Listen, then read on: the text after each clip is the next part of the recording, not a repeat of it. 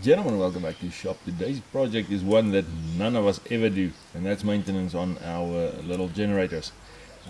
These things thrive on abuse and neglect. Personally, I've got mine now for 3 years, haven't had it open, haven't changed the oil, and it's probably going on to 200 hours of work, so I think it's about time. So I'm going to get you in close and let's start gunning on it. Right, so first things first, let's get it cleaned up a bit before we get into it. I've got some water-based engine degreaser that we're just going to spray on, let it sit for a while, and power wash it and see what we can get to. The battery is also dead on this generator, so we'll be changing that out as well, and just making sure that it's charging. So anywhere where there's a little bit of oil sticking, just going to spray some degreaser.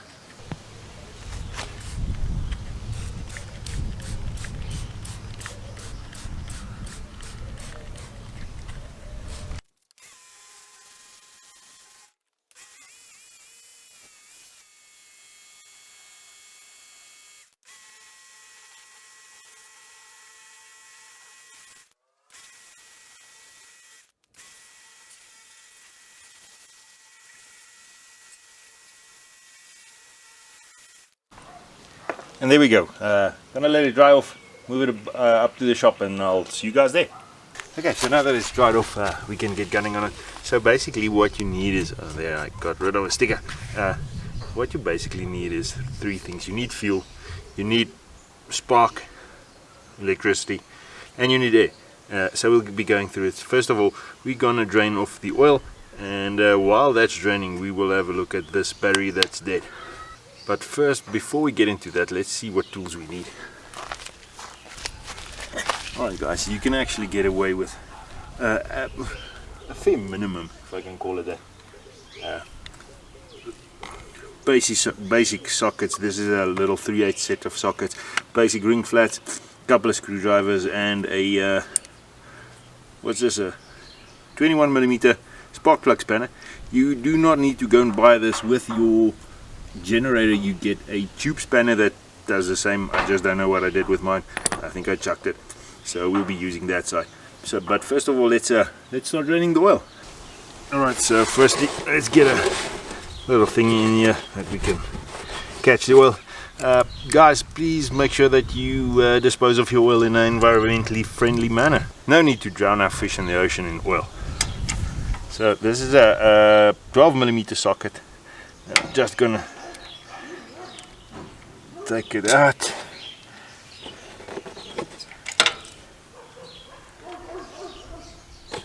Make sure that you've got your oil pan set up for it. There's a little washer in there as well.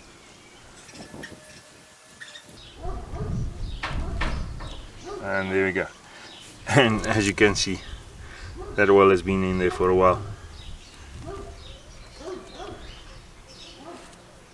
Doesn't look like any metal in it, nonetheless.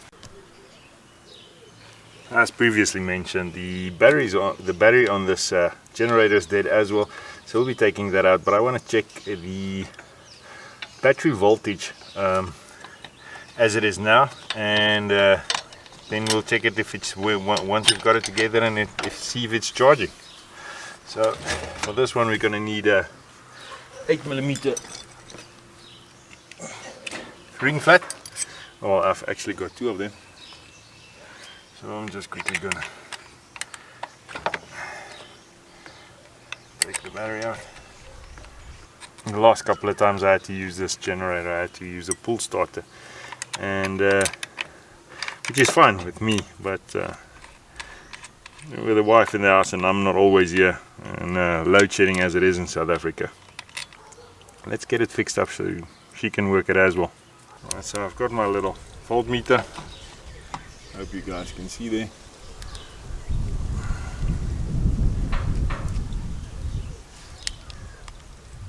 This is a 12-volt battery, so it should read 12.6. Gents, I think this should be 13.2 and charging over 14 if I'm not mistaken. So I think this battery's seen its seen better days. Let's check the new one. So this is the new battery, as you can see there. 12 volt 18 amp an hour battery. Let's see, 12.9. I hope there's not an issue with my charging circuit on my generator. Right, while that's running out, let's get to the other side and get the spark plug out.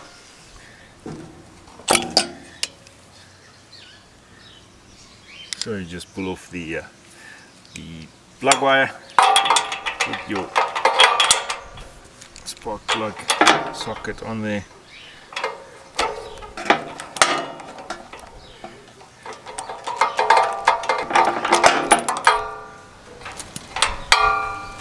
The spark plug actually doesn't look too bad, but they're so cheap, just replace them. You can always check the gap and make sure that you've got the gap. Sprung a leak.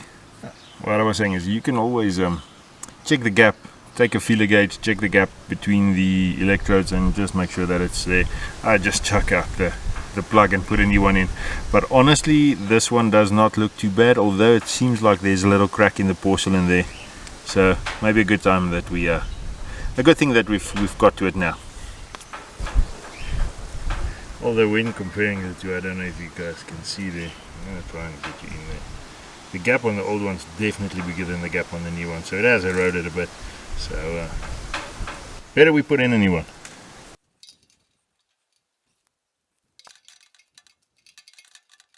So this generator wasn't running bad.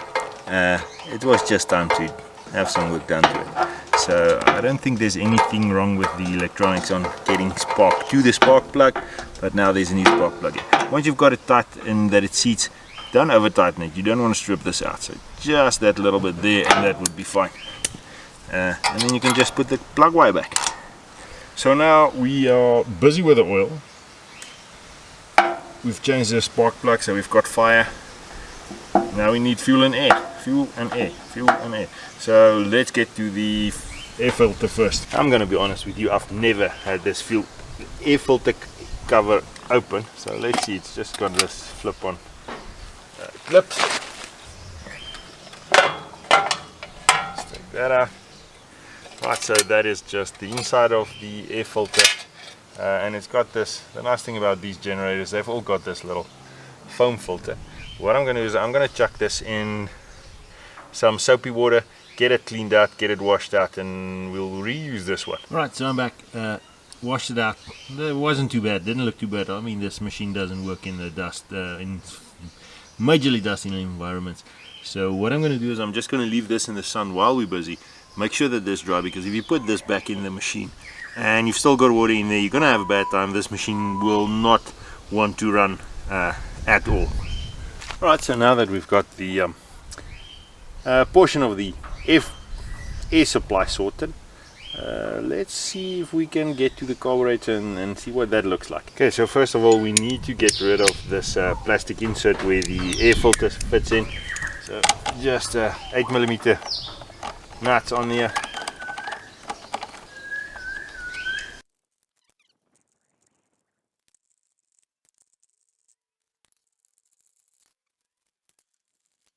Right, so now this plastic portion will come off. Now we just need to remove those two nuts. They are going to be 10mm.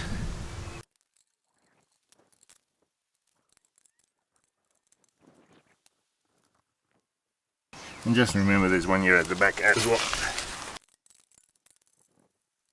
There you go. Now this what you need to do also is take off this little breather hose. Breather hose from the top of the overhead valve goes into the air filter box, so you don't get crap in your engine. Just whip a little bit, and now this carburetor should slide off, but we need to take off the governor spring and governor rod. So the spring just hooks out. Let me see if I can get you guys in here. So there's the governor spring. It just comes out. Put that to one side, and then the governor rod you have to fold the governor back for this to open up, and then it slips on. If you're not familiar, take pictures now. You can take off the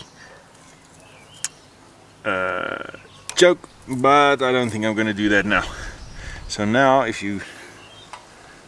Oh, one thing we still need to do. Sorry, I'm going to move you guys around a bit. So there's a carburetor. Make sure your fuel is closed, and we have to take off the fuel supply line. A little bit going to run out. Yeah. There you go.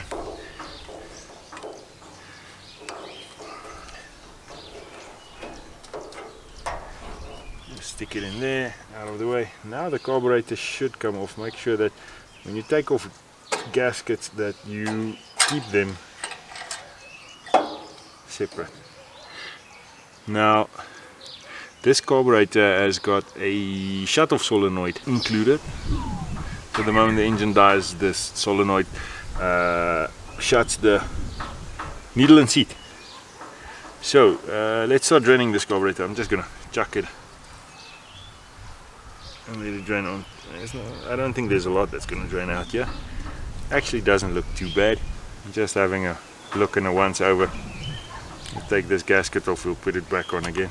What I'm gonna do is, due to the fact that this carburetor does not look too bad, I don't know if you guys can see that. I'm gonna try and get you in there. If you look at the inside of the barrel, it's fairly clean. So that tells me this carburetor is not very dirty, and it was running well. It's just, this is just a maintenance thing. It wasn't that it was not running at all or something like that. If that was the case, then we would have stripped out the bowl and taken off the solenoid and get into the bowl, make sure the needle and seat's still fine, and take it from there. What I'm gonna do is I'm gonna take some carburetor cleaner and just flush out whatever I can see on this side, and I think that'll be enough. And I'm gonna drain whatever's in the float bowl down at the bottom.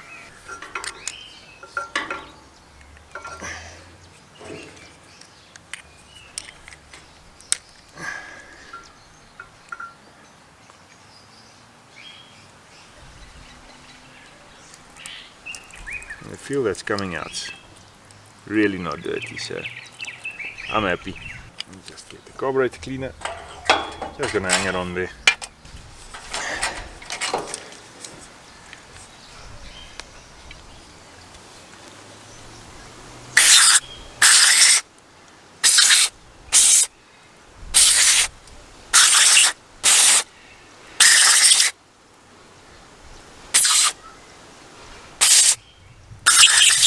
And that should be there. Let's chuck it back on. Like I said, once again, if she was not running well, we would definitely be stripping out the carburetor. Maybe in future I will do a video of how to do this and take it apart, but I'm not going to do that now. In essence, what happens is there's a little jet here at the bottom that you need to take out and blow out and make sure that it's clean. And that's basically the long and the short of these little carburetors.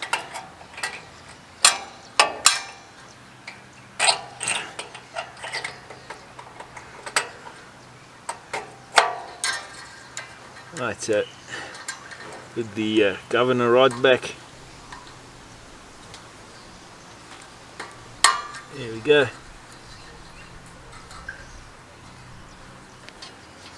Oops, the governor spring is got unhooked on this side, so let's get that back there. Get that one hooked back on there.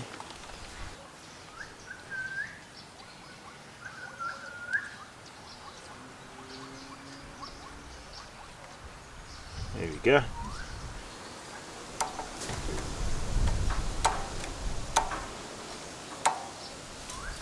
Now we can just fit the whole thing back together again. Remember to put the breather tube from the head back on, but we first need to get into this thing.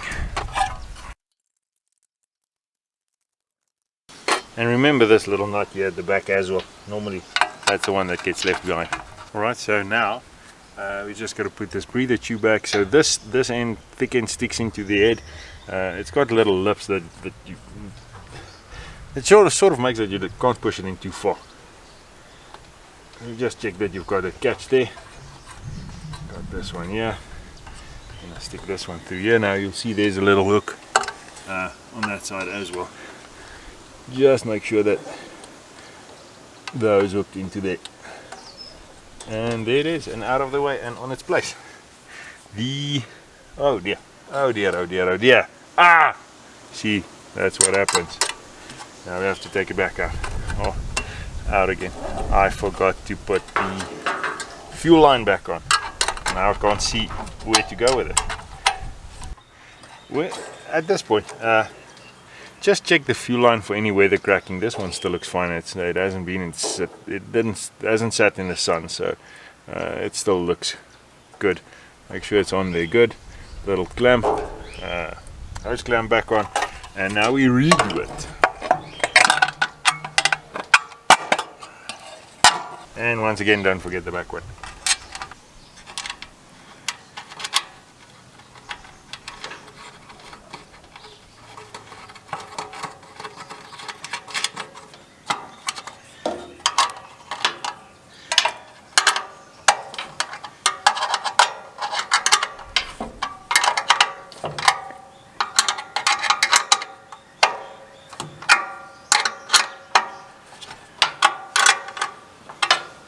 And put the breather back in its place.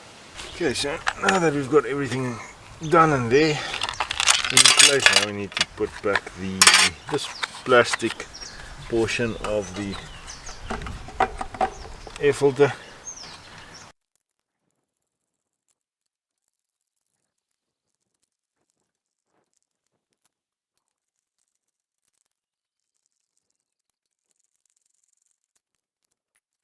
Alright, while we're waiting for the air filter to still dry out, let's fill up with oil again. There we go.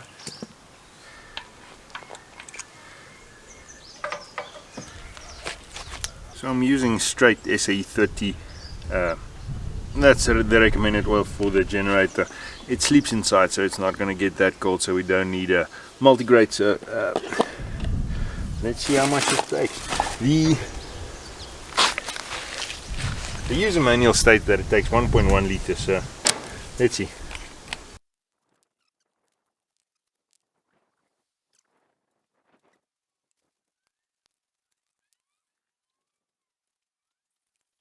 You can see the oil starting to show. Let's put in the dipstick and see how much we still need.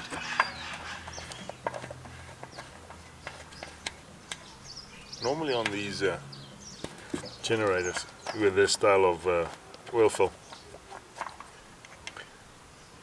full is basically when the oil is just almost in the mouth of the fill plug. So let's fill it up a bit more and see what we can get.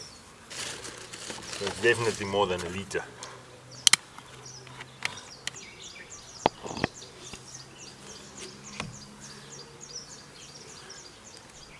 There we go. I think that should be about it.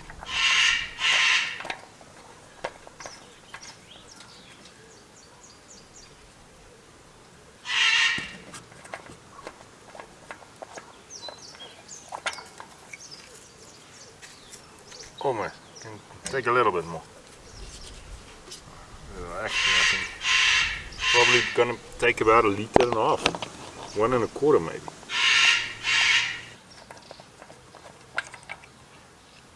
Right on the full mark.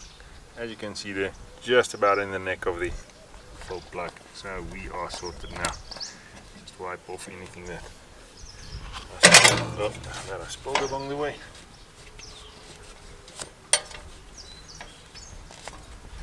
And then we can get back to the rest of it. Okay, right, so we've done the oil change, we've done the fuel line and carburetor, done the spark, waiting for the air filter. Now it's just the battery and then we're done. I know a lot of you guys are now going to say, yeah, no, you first connect this lead or that lead. I've never had an issue, especially on these small machines. I'm going to be honest and say that this machine has never used oil. The oil that I drained off was the oil that I put in there when it was brand new. I'm going to start it up without the air filter, as our air filter is not completely dry yet. Just make sure that it runs okay, and check the charge voltage on the battery.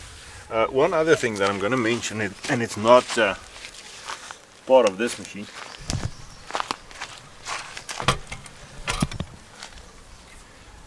On some of the generators there is a little bowl on the bottom of the cutoff valve.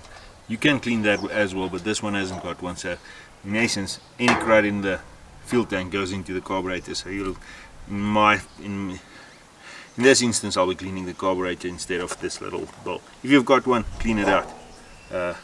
Just make it's just a bit of insurance. So let's see if we can get this machine started.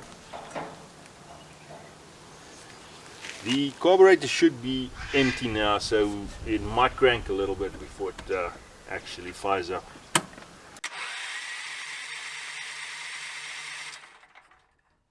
Choke it a bit.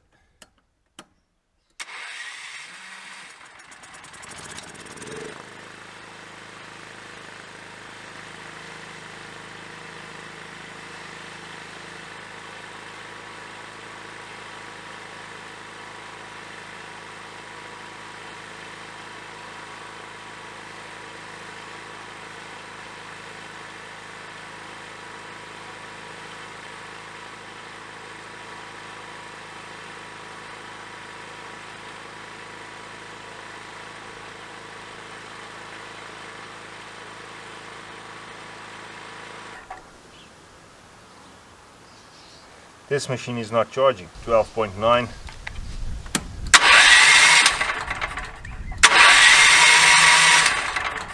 Come on. Alright, so it doesn't really come out in the video, but here things started to baffle me, as there was no appreciable difference in voltage from the running state that you're charging the battery and when it's dead, and you just measure the dead, well, not the dead battery, but the voltage on the battery without it running. So eventually I ended up disconnecting the battery and checking the charge voltage that way, and then I saw that there was actually a 16 volt charge going into the battery. I think it's just not a very heavy charge, so it draws down onto the battery voltage. So eventually the outcome was that the system is charging. I think the battery was just old and due to be replaced in any case. It's gone a few winters, so I'm happy with the life I got out of it. Alright, it seems to be charging. I'll keep an eye on it. With that, I think I'm going to call it for this video. If you've made it thus far, thank you very much. I hope you found it informative, and if there's any questions, please leave them in the comments below. With that, I'm going to say thank you very much, everyone, and as always, stay safe.